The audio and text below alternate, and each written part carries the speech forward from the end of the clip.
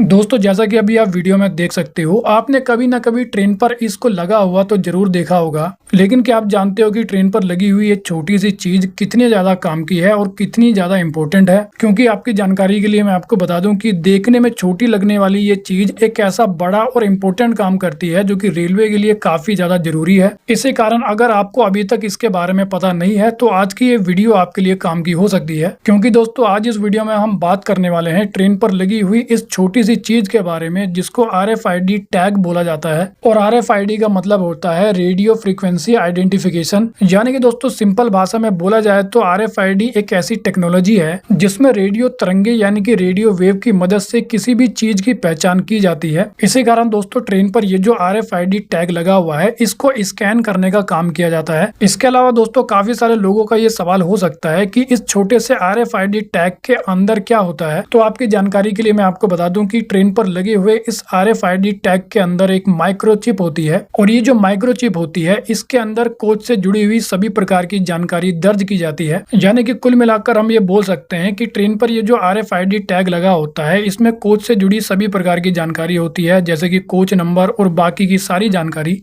लेकिन अब एक इम्पोर्टेंट सवाल ये भी होता है कि रेलवे ने ट्रेन पर इस RFID टैग को क्यों लगाया। तो दोस्तों होता यह था कि पहले रेलवे को ट्रेन की सभी डब्बों यानी कि सभी कोच की जो जानकारी है उसको लिखित में रखना पड़ता था, यानी कि रिटर्न में उसको रखना पड़ता था। यानी कि कुल मिलाकर सभी ट्रेन के डब्बों से जुड़ी जानकारी का जो रिकॉर्ड है उसको मैनुअली रखना पड़ता था, यानी कि लिखित में रखना पड़ता था। लेकिन रिकॉर्ड को लिखित में रखने में या फिर मैनुअली रखने में गड़बड़ी होने के चांस भी देखने को मिलते थे। इसी कारण रेलवे ने किया ये कि सभी ट्रेन के कोच पर यानी कि सभी ट्रेनों पर इस RFID टैग को लगा दिया।